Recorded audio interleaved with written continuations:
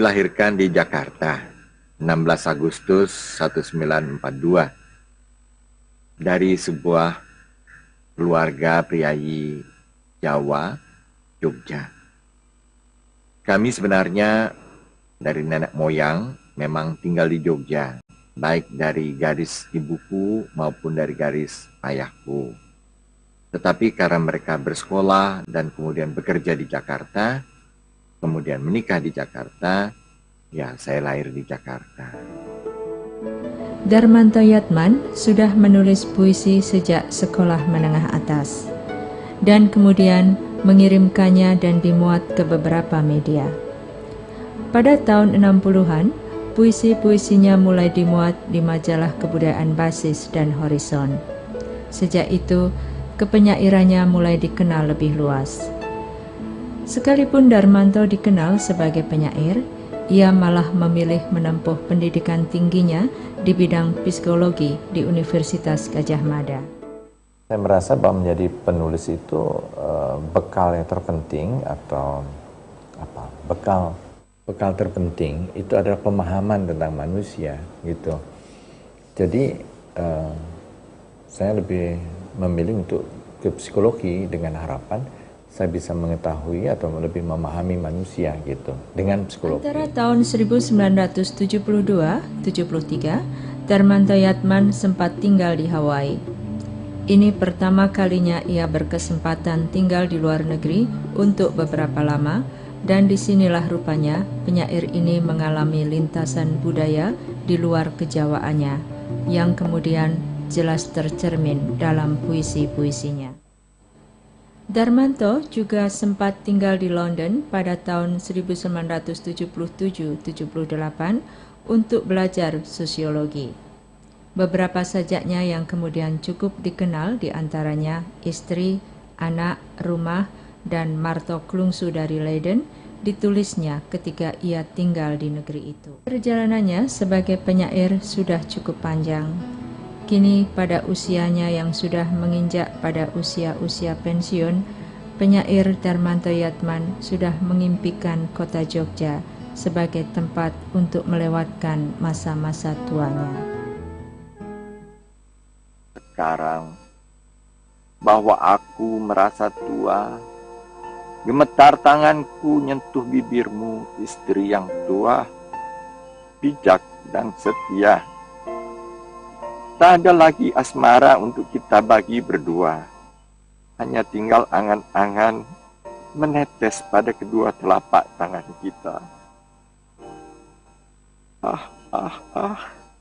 Sekarang bahwa aku merasa tua, aku tahu ada batas waktu bagi kita. Ada batas kalori jatah kita yang kita bakar habis sia-sia. Waktu kau puri dan aku berjinak. Sebab, bukankah bunga-bunga tulip yang mekar di luar tak bermaksud menyuramkan hyasinth yang kupelihara dalam kamar?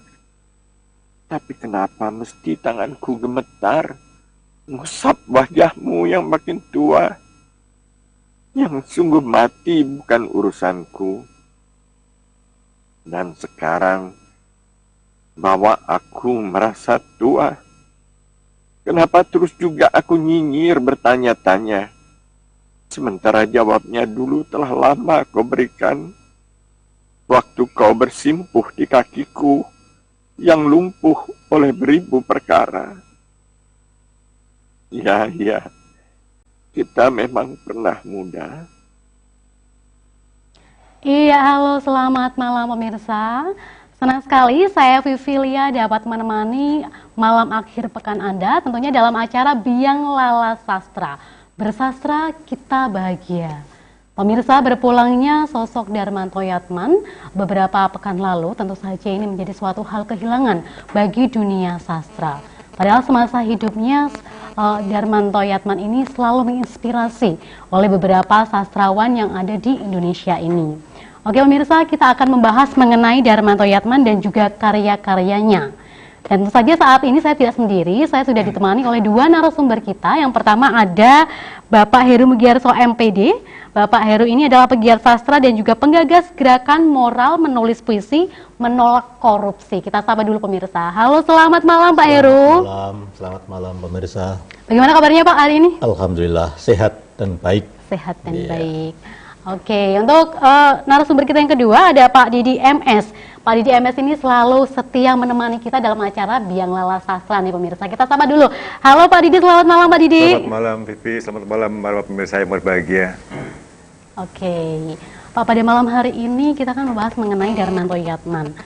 Kita sudah kehilangan mungkin sosok seorang sastra yang ada di Indonesia ini Pak. Nah, menurut Pak Heru sendiri, seberapa jauh nih Pak Heru mengenal sosok Darmanto Yatman ini Pak? Iya, begini Mbak Vivi, sosok Pak Darmanto Yatman ini sebagai seorang penyair senior itu ya. Senior itu artinya jauh usianya di atas penyair muda dan saya itu ya, karena beliau itu seangkatan Sapardi, seangkatan Gunawan, Muhammad dan sebagainya itu, dan beliau ini memiliki keunikan di dalam proses kreatifnya, yaitu ketika beliau itu membuat puisi-puisinya gitu ya. Saya mengenal Pak Darmanto itu ketika masih remaja gitu ya. Waktu itu saya masih SMA dan setelah kuliah itu, dan saya juga pernah berkesempatan menjadi narasumber dalam suatu seminar itu ya waktu itu, dan beliau memang luar biasa. Saya termasuk seorang yang mengagumi beliau gitu ya. Oke. Sosok yang luar biasa dan sangat inspirasi begitu ya Pak ya. Iya. Lalu untuk Pak Didi sendiri nih Pak, mungkin Pak Didi seberapa jauh nih mengenal sosok Darmanto Yatman Pak Didi? Sebetulnya saya mengenal Mas Darmanto ini waktu masih kondisi sehat ya. Itu hanya sebentar dan tidak begitu banyak yang dibicarakan karena hanya sebentar ketemunya ya. Yang terakhir itu waktu saya dimintai tolong menjadi ketua panitia peridatan pengantin oleh salah seorang teman gereja. Itu Mas Dar datang. Itu pertemuan saya terakhir dengan Mas Dar kondisi sehat. Nah kemudian selang berapa tahun kemudian bertemu sudah tidak bisa berkomunikasi secara baik begitu ya Pak ya? Berbicara gitu ya. Ya dengan istrinya Mbak Mur itu dia hanya melambai tersenyum gitu aja ya. Kemudian yang terakhir sekali itu 2 tahun yang lalu. Pertama waktu kami minta izin untuk membuat di Biang Lala Sastra ini, jadi dengan topik tribute to Darmanto Yatman ya, dengan minta izin Mas Dar dan istrinya. Kemudian yang kedua ketika saya mengantar Mas Budi Suhardi, tetangganya di Jogja. Mas Budi Suhardi ini juga bukan orang sembarangan karena dia pekerja sosial, pilot penerbangan internasional. Karena dia berkecimpung di sosial, akhirnya mendapat penghargaan di Hero dari PBB. Ya, teman dekat. Dan kalau orang-orang Semarang menyapa Mas Darmanto dengan Mas Dar, tapi kalau di Jogja orang Jogja menyapa Mas Dar ini Mas Toto. Ya, bisa mengantar Mas Budi Suhardi juga sudah dia bisa apa-apa, hanya salaman sambil tangan kiri, kan tangan kanannya mati ya, sebelah kanan ya, yang bisa bergerak kan ya. Salaman minta dipeluk, dicium, siapapun yang datang mesti minta dipeluk, dicium ya. Kemudian yang terakhir ketika mengantar Mbak Fani Yonatan Poik, ini putra seorang penulis besar juga, termasuk kelas itu ya, almarhum Gerson Poik ya.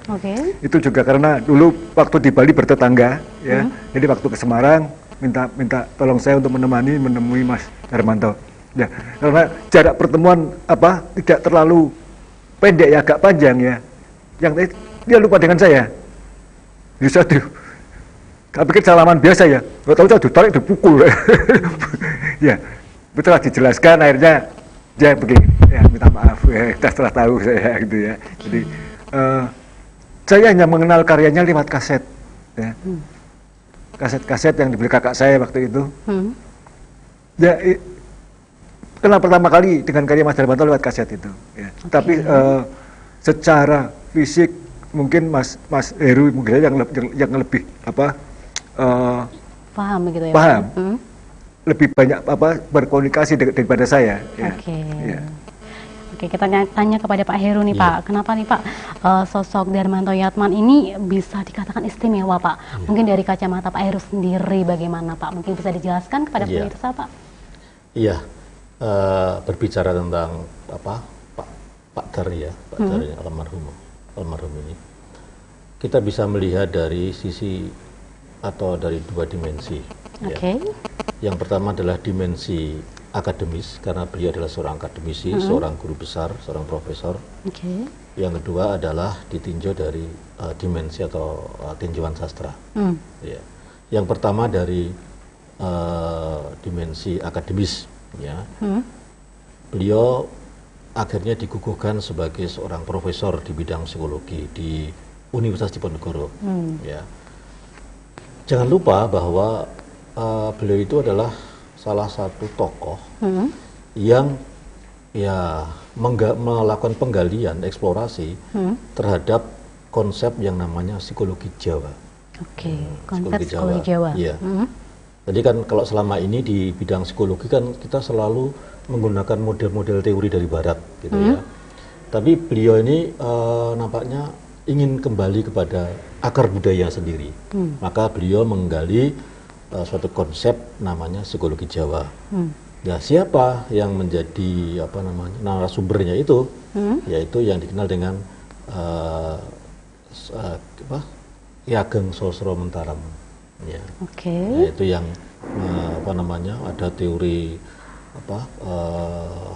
psikologi Jawa itu. Nah, ini beliau mengemukakan, bahkan pernah menulis satu buku yang kalau tidak salah judulnya juga Psikologi Jawa. Prof. Darmanto ini. Nah, yang kedua adalah keistimewaan beliau menurut saya dari sisi sastrawan itu adalah, pertama beliau ini termasuk seorang penyair yang menggunakan bahasa sebagai suatu alat yang betul-betul digunakan semaksimal mungkin, terutama dalam hal penggunaan bahasa Jawa, bahasa Inggris, sehingga beliau dikatakan sebagai penyair multilingual. Multilingualis itu ya. Ya, kita lihat dalam bukunya ini ada beberapa puisi beliau yang merupakan perpaduan antara bahasa Jawa, Indonesia, bahasa Jawa dan bahasa Inggris. Dan setahu saya itu baru satu-satunya adalah beliau seorang penyair di Indonesia yang berani melakukan eksperimen dengan memadukan tiga bahasa itu. Tiga bahasa tadi ya Pak ya. Sehingga dijuluki penyair multilingualis begitu ya Pak ya. Yang kedua adalah keistimewaan beliau itu puisi-puisinya, terutama ketika semakin berusia, artinya semakin menua, puisinya itu kalau waktu muda beliau itu liriknya sangat romantik gitu ya. Ketika berangkat sepuh, beliau itu mulai mengembangkan kearifan lokal, lokal genius, yang menggali ajaran Sosro Mentaraman itu, lalu diangkat dengan tema-tema yang berdasar kepada budaya, budaya Jawa khususnya. Itu bisa dibaca pada puisi-puisi pada saat beliau sudah berangkat sepuh gitu ya. Dan itu jarang penyair Indonesia yang menggali budaya Jawa. Yang ada kan penyair Jawa menulis geguritan. Ini enggak penyair Indonesia, tetapi dia mengakar kepada budaya Jawa. Gitu. Sehingga idiom-idiomnya dan sebagainya dalam puisinya itu, frasa-frasanya itu saya lihat banyak menggali nilai-nilai yang terkandung dalam budaya Jawa. Misalnya saja puisinya yang berjudul Istri, gitu ya, atau Anak, atau Rumah, itu betul-betul kalau kita baca, kita renungkan, itu betul-betul berakar kepada budaya. Jadi ketika sekarang ini trennya adalah globalisasi, beliau itu malah menggali pada tadi kearifan lokal, gitu, lokal genius itu, sehingga menjadi istimewa di dalam karya-karyanya. Karya-karyanya, Gitu. oke. Berbicara soal karya-karya dari Darmanto Yatman nih Pak, mungkin bisa dijelaskan pada pemirsa karya-karyanya itu mencakup apa saja Pak selain puisi Pak? Iya, sepengamatan saya, jadi sepengamatan saya itu karya beliau di samping puisi juga esai, gitu ya. Saya lalu artikel-artikel yang dulu sering dimuat di Suara Merdeka, Wawasan, Kompas, ya, jadi artikel-artikel, dan beliau itu juga unik ketika menulis artikel di surat kabar. Ungkapan-ungkapannya itu benar-benar mencerminkan suatu kebebasan di dalam menulis gitu ya. Kalau yang lain kan kadang-kadang masih patuh dengan suatu konstruk tertentu. Kalau beliau itu bahkan kadang-kadang dengan menggunakan idiom-idiom Jawa itu diungkapkan di situ. Tidak peduli apakah itu dimuat di mana, di Kompas atau di koran di Jawa dan sebagainya. Itu jadi beliau luar biasa. Dan buku ya, buku termasuk buku tadi Psikologi Jawa dan beberapa buku yang lain yang saya lupa judulnya. Oke, berarti begitu banyak ya Pak ya karya-karya beliau. Beliau. Oke, berhubung puisi nih Pak, mungkin Pak Didi mau membacakan salah satu karya dari Darmanto Yatman, Pak Didi. Oh, baik, Pak Vivi. Saya pilihkan yang agak pendek. Sebuah karya Darmanto Yatman, yaitu Bla Bla. Kayak rayap orang-orang London ngerubung liang-liang subway. Pating kruntel Madumani, Mombasa, Gilirmo, Sontoloyo, dan mereka terus juga nyeloteh yes sir, bla bla, no sir, bla bla.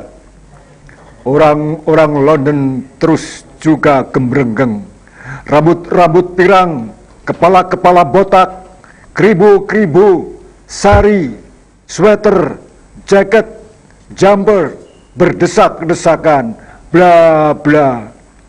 Terus juga mereka merayapi pintu-pintu, eskalator-eskalator, tangga-tangga dengan sepatu buti, Lenvin, Belly, Kading, bla bla. Sementara angin menggoyangkan daunan di Highbury Ban, kabut menyembunyikan bola dari kaki-kaki yang kemudu kudu nendang, dan bunga-bunga untuk para Vreda hilang dari halaman-halaman gereja. Om Rep Sidem Permanem, bla bla. Madu mani, ovum, jelly, kontrasepsi, daging, kapas, kulit, sampah yang didorong lori dari Highbury ke Euston, Oxford, Piccadilly, sampah, cuma, jang, rabis, cuma, pah, cuma daging, cuma kulit, cuma tulang, bla bla, sampai suhu sirna jadi sunya ruri.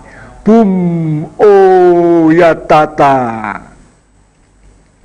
Oke, luar biasa sekali Pak Didi ya. Oke, kita beri sejenak Pak, nanti kita akan lanjutkan kembali perbincangan kita mengenai sosok Darmanto Yatman ini.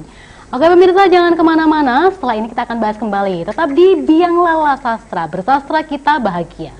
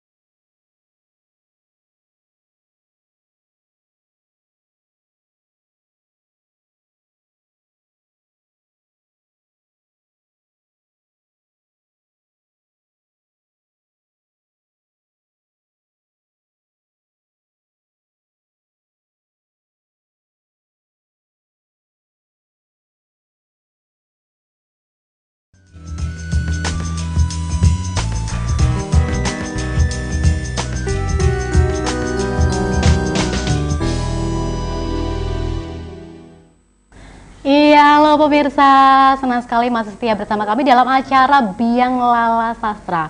Bersastra kita bahagia. Oke pemirsa, kalau tadi kita sudah membahas mengenai siapa itu sosok Darmanto Yatman, kita akan bahas kembali dan kita akan tanya nih kepada Pak Heru. Pak Heru semasa hidupnya almarhum Darmanto Yatman ini mungkin sudah mendapatkan berapa kali prestasi atau penghargaan apa saja yang telah diraih oleh almarhum? Iya, pengamatan saya, sepengetahuan saya, beliau itu sudah mendapat banyak sekali penghargaan, termasuk apa ya yang tingkat ASEAN itu, Sea Writer Award itu ya. Sea Writer Award, oke. Tahun berapa itu Pak kira-kira? Saya lupa itu ya. Terus kemudian beliau itu banyak sekali menghadiri pembacaan puisi di berbagai negara, misalnya saja di Rotterdam gitu ya, kemudian di Australia dan banyak lagi.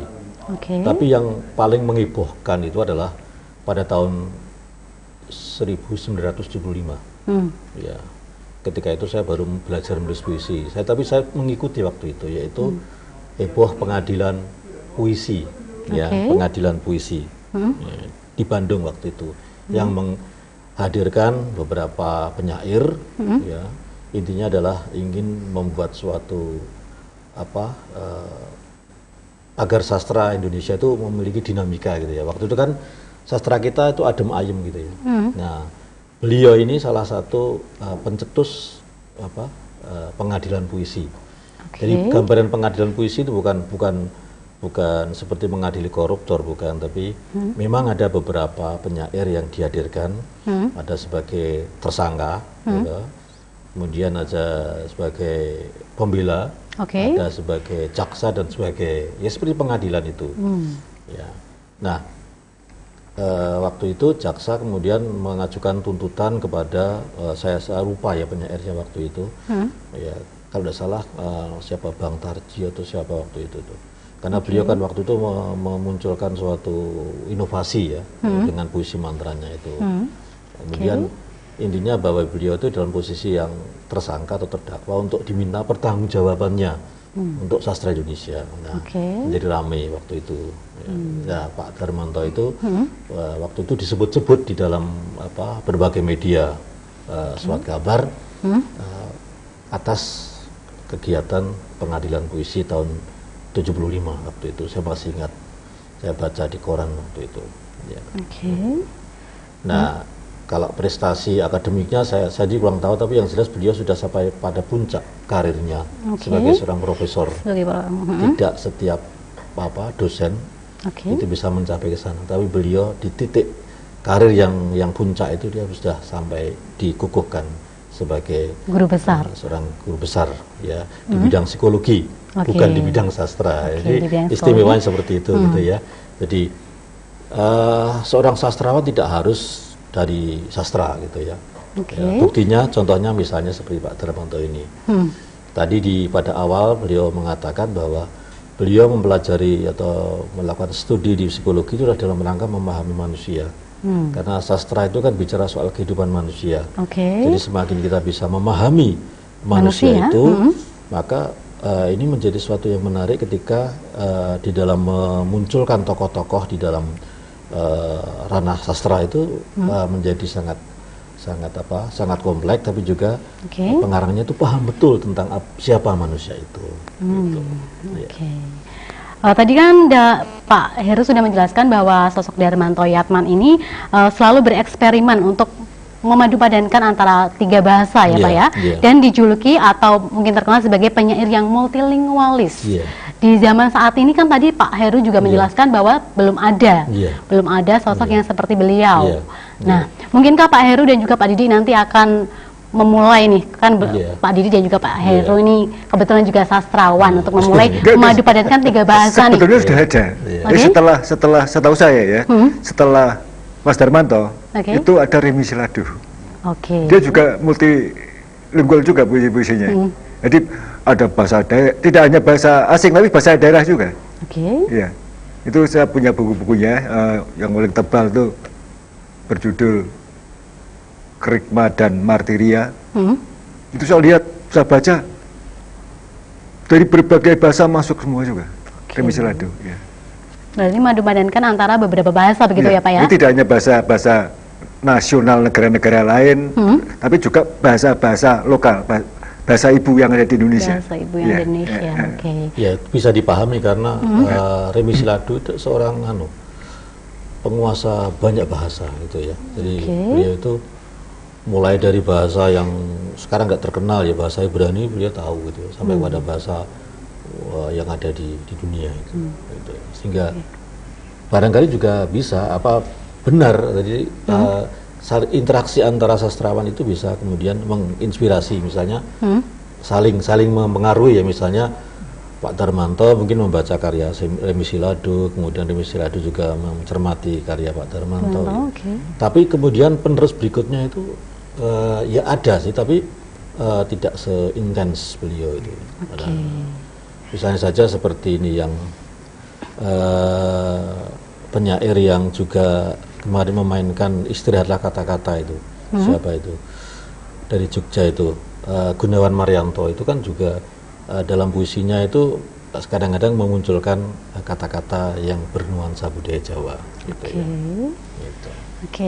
Dan saya ingin mendengarkan lagi nih Pak, puisi karya dari Pak Darmanto Yatman nih, mungkin Pak Heru bisa membacakannya untuk pemirsa?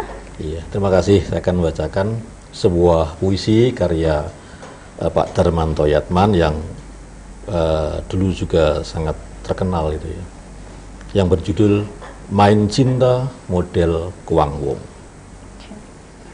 Om Swastiastu. Kaleo Okane Kahi Elwa Ekolu. Ayolah Kamboja terbang, ayolah burung berjalan, ayolah gelombang tidur, ayolah pasangan berpasangan, ayo, ayo, ayo, ayo, ayo, aloha. Kaleo Owahine Kahi Elwa Ekolu. Kamboja jangan berhenti jadi Kamboja, burung jangan berhenti jadi burung, gelombang jangan berhenti jadi gelombang. Jangan, jangan, jangan, jangan. Mahalo. Siang malam musnahlah beda kalian, laut darat musnahlah beda kalian, laki perempuan musnahlah beda kalian. Half Korean, half Chinese, Hawaiian, American, Maiden, 100% wong lanang Jawa, Jogja, Indonesia. Musnahlah beda kalian. Om iblis laknat setan bekasaan. Kan yoyo temen awakku, kangen srengenge mongko awan-awan. Rindu burung padahal di tengah ranjang, yearning for the waves yet on the ocean. Oh dewa Kamboja, oh dewa burung, oh dewa gelombang, kawinlah kalian, kawinlah, hamillah kalian, hamillah, lahirkanlah warna, lahirkanlah irama, lahirkanlah bentuk kekamian kami untuk dibilang perkawinan dalam zaman kumpen. Om Santi, Santi, Santi. Wang Wong, Wang Wong, Wang. Ya. Oke, luar biasa sekali Pak Heru. Sampai saya merinding nih Pak, tadi Pak mendengarkannya Pak. Oke, tadi kan saya mendengarkan ada beberapa bahasa memang ya Pak ya. Lalu nih Pak, bagaimana untuk memahami bagi orang-orang yang tidak paham dengan bahasa tersebut Pak? Mungkin dari Pak Didi sendiri Pak, bagaimana Pak cara memahami puisi dengan beberapa bahasa gitu kan bagi masyarakat awam nih Pak, mohon maaf Pak. Ya sebetulnya kalau bagi saya ya, misalkan tidak tahu bahasa Inggris, ya buka kamus dulu artinya apa ya. Bahasa lain juga begitu, tidak bukan orang Jawa misalnya ya, tidak tahu bahasa Jawa ya buka kamus bahasa Jawa, tahu maksudnya apa. Tapi sekali lagi seperti sudah saya katakan kemarin, soal penafsirannya terserah yang membaca sekali lagi. Ya. Jadi Multitafsir bahwa begitu ya, Pak, ya? puisi itu tidak harus dipahami, tidak harus dimengerti ya sekali lagi ya. Oke. Jadi dinikmati saja kata-kata yang dirangkai oleh penulisnya. Baik itu tadi kita nggak paham, memang tidak harus paham. Oke, dinikmati saja Tidak harus gitu ya, Pak, mengerti, ya? ya dinikmati saja. Oke. Iya. Iya. Jadi ibaratnya begini apa? Mendengar Whitney Houston menyanyi dalam bahasa Inggris. Vivi tidak tahu bahasa Inggris itu apa, artinya nggak tahu. Oke. Tapi Vivi bisa menikmati enggak? Whitney Houston Contohnya bisa ya Pak ya? Ya, Oke. contohnya itu contohnya ya. Oke, berarti puisi tidak harus dipahami tapi Ya. bisa kita rasakan begitu ya Pak ya? Ya, betul. Oke, mungkin Pak Heru sendiri bisa menambahkan Pak, mungkin bagaimana sih Pak caranya menikmati nih Pak puisi? Iya.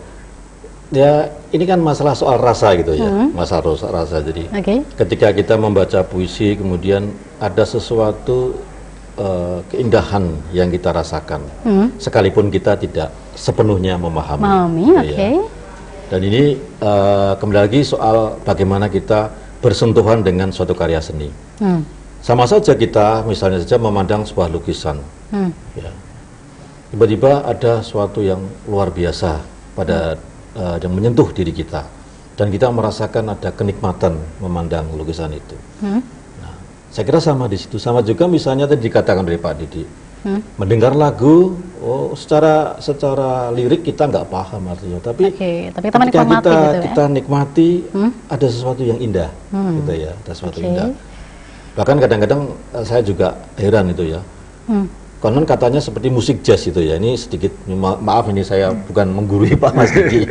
Musik jazz itu kadang-kadang kalau menurut para pakar itu dia apa ya, agak tidak pakem gitu loh. Justru malah dia itu menolak terhadap kepakeman. Tapi kalau kita dengarkan kan indah gitu loh. Ya. Oke. Nah, mungkin puisi barangkali juga kalau Seperti menurut itu, pengalaman saya juga begitu, ketika kita membaca atau mendengar ada sesuatu yang melintas di dalam pikiran kita, lalu kemudian itu menjadi sesuatu keindahan yang menyentuh hati kita. Disitulah yang namanya kenikmatan di dalam menghayati atau menikmati puisi. Puisi, oke. Jadi satu tambahan lagi nih untuk pemirsa, jadi puisi itu tidak harus kita pahami, tapi kita rasakan, kita nikmati begitu ya Pak ya? Jadi ibaratnya begini apa? Kalau kita membaca prosa, Oke. misalnya cerpen, novel ya, itu istilahnya hanya kulit yang kita baca gitu ya. Tapi kalau kita membaca puisi, itu harus dari kedalaman hati. Oke. Ya. Harus betul-betul dirasakan. Benar, Ketika novel kan langsung kita tahu maksudnya ini apa gitu ya. Oke, jadi kita paham maksudnya ya kalau kita baca Iya, novel Pak. iya. Beda dengan baca puisi Iya. pemirsa.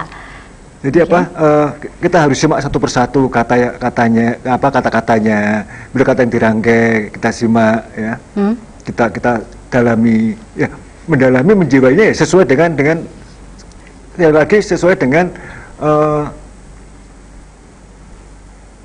penjiwaan kita, iya, Oke. sesuai dengan penafsiran kita sendiri, gitu, ya. Oke. Ya memang kadang ada yang tidak dimengerti. Misalnya contohnya tadi Mas Heru menyebut puisi mantranya Bang Tarji Kadung Bakri.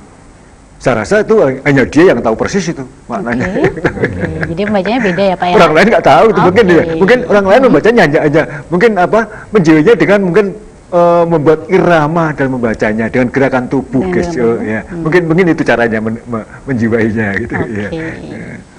Oke, kita kembali lagi kepada sosok Pak Darmanto Yatman nih Pak. Keunggulan Pak, mungkin keunggulan beliau almarhum Pak Darmanto Yatman ini dibanding sastrawan-sastrawan yang lainnya Pak, dari kacamata Pak Heru sendiri, apa Pak keunggulan dari Pak Darmanto Yatman ini Pak? Ya, pertama tadi keunikan beliau itu ya, penyair multilingualis. Kemudian beliau itu beberapa kali bermukim di mancanegara, di Hawaii, di London untuk studi akademisinya, tapi beliau tidak lupa dengan kesastraannya gitu. Maka beberapa puisi misalnya tadi dikatakan lahir atau tercipta di London, justru malah bicara soal anak, ya, kemudian bicara soal istri yang di sana sangat bernuansa kejawaannya gitu ya. Oke. Gitu. kan aneh bagi seorang yang tinggal di sana, biasanya kan terkagum-kagum dengan budaya sana. Tapi beliau itu malah kemudian melahirkan atau membuat puisi-puisi yang malah bernuansa Jawa. Gitu. Jadi betul-betul beliau itu seorang, ya kalau saya mengatakan seorang patriot itu, yang mencintai budayanya, mencintai bangsanya, dan memiliki kearifan lokal gitu. Karena saya ingat begini Mbak Vivi ya, ketika kita sekarang kan menghadapi perubahan yang luar biasa ya terkait dengan globalisasi ya. Ya kalau kita itu tidak memiliki jati diri budaya itu ya akan hilang, akan terlindas gitu ya.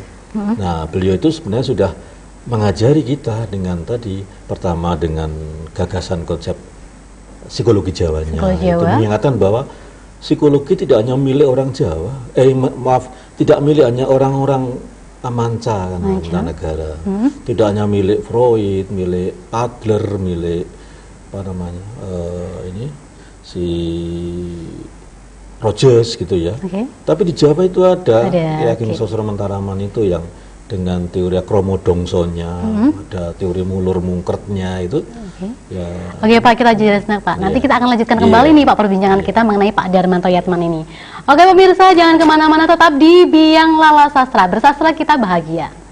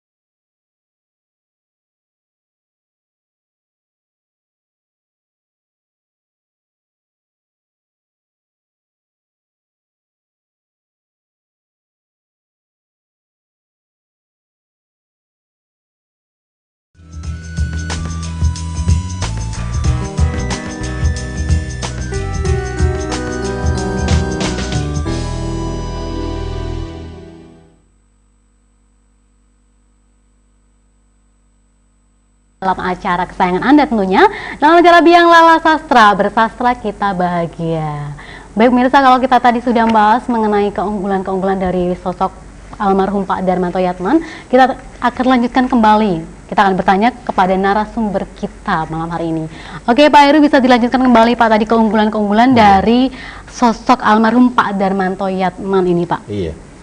Tadi saya bilang keistimewaan beliau ya, itu karena tadi sebagai penyair yang multilingualis, kemudian keunggulan beliau itu ya sebagai budayawan itu beliau banyak menggagas beberapa hal yang oleh teman-teman terutama di kalangan budayawan Semarang dan sastrawan Semarang itu belum terpikirkan gitu ya. Itu merupakan keunggulan beliau, dan hebatnya beliau itu oleh kita yang ada di Semarang ini ya dianggap sebagai aset ya. Karena jarang Semarang itu dibaca dalam peta budaya di Indonesia, itu jarang.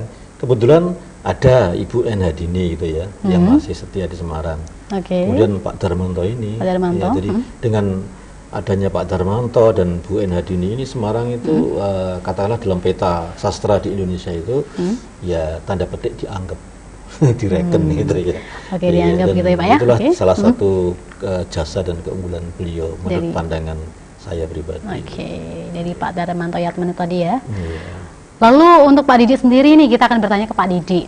Pak Didi itu terinspirasi apa nih Pak dari sosok almarhum Pak Darmanto Yatman Pak? Pak Didi? Kalau terus terang saya belum atau tidak atau belum terinspirasi sama sekali oleh Mas Darmanto ya, karena memang saya kenalnya terlambat gitu loh. Oke, ternyata terlambat ya Pak ya. Tapi terlambat ya. Oke. Jadi tetapi sekarang setelah mengenal, buka YouTube, baca siapa tuh ya merasa kagum juga akhirnya ya. Karena banyak tadi itu ya Pak ya karya-karyanya dari Pak Darmanto Yatman ini Pak. Ya. Oke. Dan seperti diungkapkan Mas Heru, jadi dia juga menggunakan, tidak lupa dengan budaya Jawanya, terutama tetap mencantumkan bahasa ibu, bahasa Jawa di dalam karya-karyanya. Ya. Ini yang jarang dilakukan oleh anak-anak muda sekarang ya. Oke. Jangankan mencantumkan beberapa kalimat dalam puisinya, menulis gurit pun mereka kesulitan. nggak mau ya. Gitu ya Pak ya. Ya. Padahal kan kalau kita telaah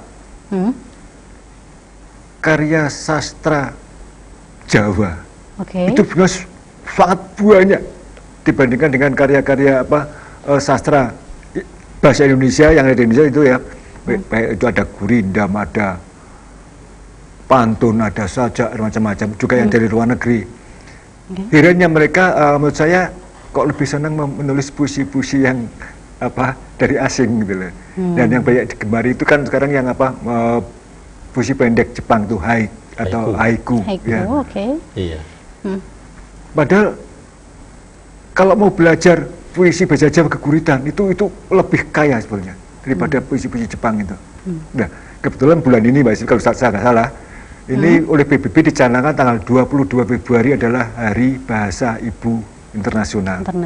Ya karena PBB prihatin karena menurut penelitian setiap tahun di seluruh dunia ya, itu minimal 10 bahasa ibu musnah.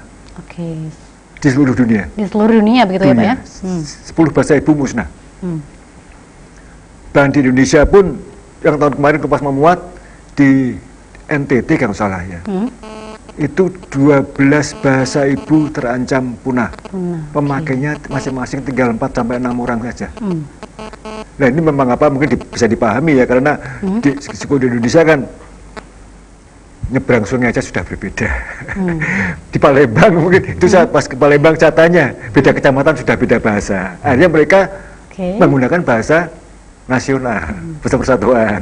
Nah bahasa sukunya, bahasa ibunya kalah akhirnya. Terlupakan. Terlupakan. Tapi jadi saya menghimbau tidak hanya orang Jawa ya, tapi segala suku yang ada di Indonesia coba menulis karya sastra ya, dengan kalau tidak bisa seluruhnya menyisipkan lah.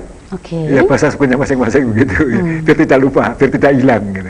Mohon maaf saya potong nih Pak. Tadi kan Pak Didi menjelaskan bahwa nanti akan ada peringatan Hari Bahasa Ibu Internasional. Yang dicanangkan PBB itu. Dicanangkan PBB ya Pak ya. Mungkin dari Pak Didi atau mungkin dari Pak Heru sendiri nanti akan menggalakkan mungkin untuk anak-anak, kan sekarang banyak yang kurang mengetahui kosakata bahasa Jawa untuk menulis geguritan. Adakah Pak Didi mungkin kegiatan nanti Pak? Mungkin bukan kegiatan terbuka ya, tapi saya akan mencoba untuk nanti di Pengelola Sastra untuk mengajak pengisi acara yang misalnya nembang, baca gurit itu, yang dalang. Ya, itu. Karena memang pada kenyataannya saat ini banyak anak-anak yang kurang mengetahui kosakata bahasa ibu sendiri Pak, begitu kan. Mungkin dari pemerintah sendiri nanti bisa menggalakkan lah untuk tetap melestarikan bahasa ibu, begitu ya Pak ya. Makanya kan dulu pernah ada gagasan dari pusat itu akan menghilangkan kurikulum bahasa Jawa. Itu buatan lokal ya. Tapi tentang itu. Jadi buatan lokal, bahasa Jawa tidak diajarkan saja, banyak yang nggak bisa apalagi diajarkan. Benar sekali Pak. Dan ini tidak hanya bahasa Jawa lah, tapi muatan lokal, bahasa lokal dimanapun jangan dihapus. Ya. Harus tetap ada. Itu tadi untuk tetap melestarikan bahasa ibu begitu ya Pak ya. Kita kembali lagi. Saya nambah sedikit. Oh iya boleh. Terkait dengan pertanyaan tadi. Saya sudah menghimpun beberapa geguritan yang bertema menolak korupsi. Ya insya Allah nanti dalam waktu dekat akan saya terbitkan itu. Oke. Dan anehnya Mbak Bibi, penulisnya bukan dari Jawa Tengah, dari Jakarta itu. Tapi mereka orang Jawa. Mereka asli orang Jawa yang berdomisili. Penyair nasional yang merasa dia memiliki Jawa. Bahasa tersebut Jawa tersebut. Kemudian mengirim kepada saya beberapa keguritan yang semua bertema menolak korupsi. Karena kebetulan saya memang salah satu penggerak dari gerakan puisi menolak korupsi itu. Tapi saya punya ide tidak hanya di dalam puisi dalam bahasa Indonesia, tetapi sudah masuk ke keguritan. Termasuk saya menulis beberapa keguritan yang menolak puisi, menolak korupsi tadi. Oke, nanti ditunggu ya Pak ya hasil karyanya tersebut. Oke. Oke, kita kembali lagi ke tadi sosok almarhum Pak Darmanto Yatmani. Mungkin Pak Didi akan bacakan puisi lagi dari satu, ya. Oke, Pak Darmanto Yatmani panjang, ini. Ya. Monggo Pak Didi. Saya pilih yang berjudul Hai Sapi. Ini pasar apa seminar? Denok Diblong, pernahkah sampean ke pasar Beringharjo Circa 1982? Kalau sampean tutup mata sampean, lalu sampean buka telinga sampean, yakinlah, ini seminar, bukan pasar. Anget, tomat den, wortel, seledri, kubis, loncang. Anget, dang ronde, dang jahe, wedang kacang. Anget. Saya cicipi yayu, jangan marah loh. Anget. Nyuwun paring den. Kita membutuhkan gagasan-gagasan besar. Bedol desa sak negara. Mindah gunung, giring gajah, nguruk Taman Ismail Marzuki. Bukan, yang penting adalah proses. Stone, Taylor, sudah itu skema, grafik. Bukan grafik, teknik monyong. Tekniklah yang telah membuat batu jadi berhala, bahasa jadi mantra.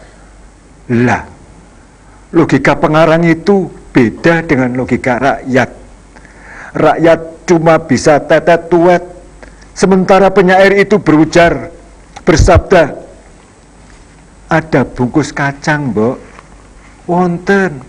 Loh, kok plastik? Kesusastraan itu bermula dari rasa menjadi tesa. Itulah sastra transendental. Krido nggraita lenging cipta madurasa. Mimesis, mestesis, bukan. Realisme sosialis, tanpa itu sastra akan terpencil di menara Babel. Itu fitnah. Humanisme universal lah yang mengabaikan dan memuliakan manusia, memperluas cakrawala mereka. Dayoe teko, gelarno kloso, klasane bedah, tambalen jadah, jadahe mambu, pakakno asu, asune mati, wes. Bagaimana kalau humanisme sosialis? Setuju? Anget. Cak, munggah tuku 500 ya. Anget. Kompas, sinar. SM. Denok Diblong, pernahkah sampeyan topo ngrami? Coba deh, tapa di seminar sastrawan di Taman Ismail Marzuki Jakarta. Pung, jelgur. Mbok, kalau jualan itu yang wajar saja toh, Mbok.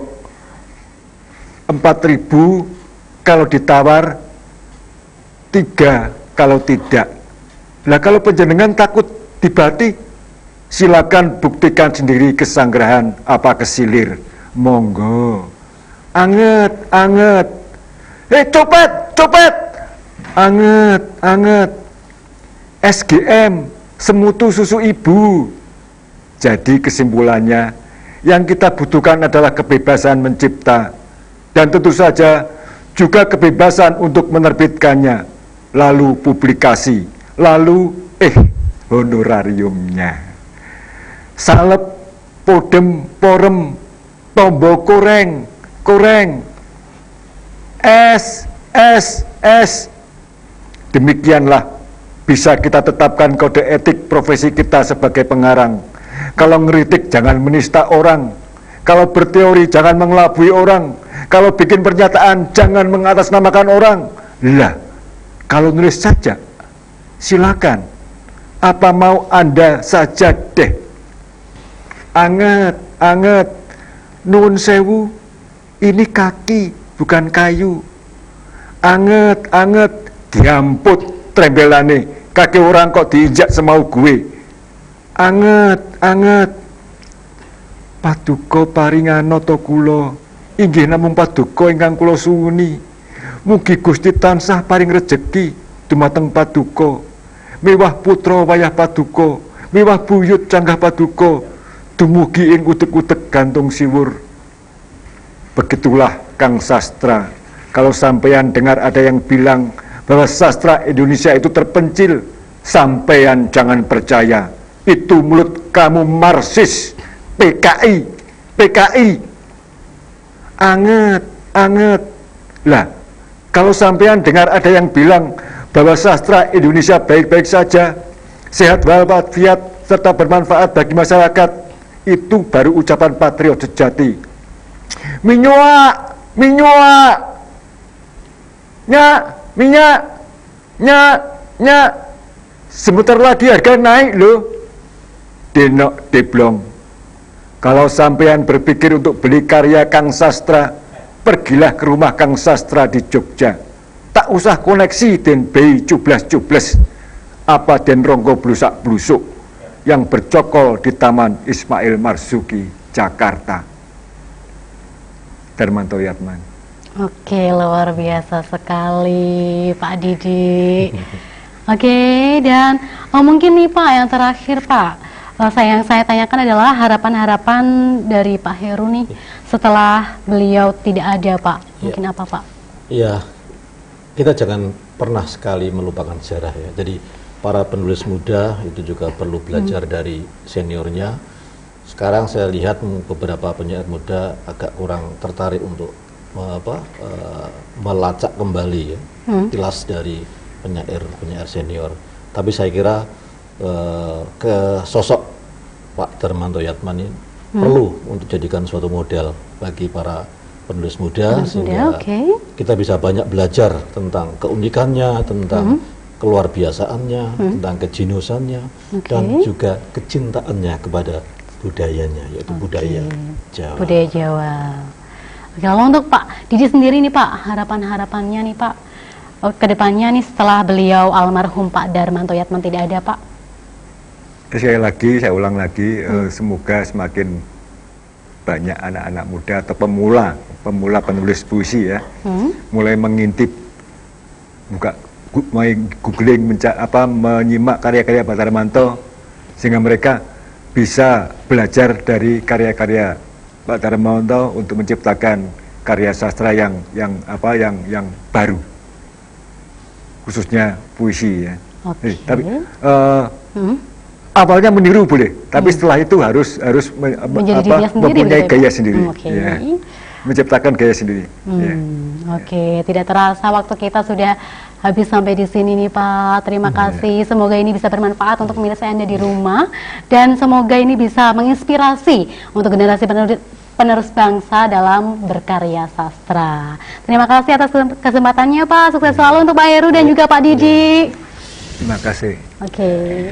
Dan itulah pemirsa tema bahasan kita dalam acara Biang Lala Sastra, yaitu mengenai Darmanto Yatman dan juga karya-karyanya. Saya Vivilia pamit undur diri. Selamat malam dan sampai jumpa.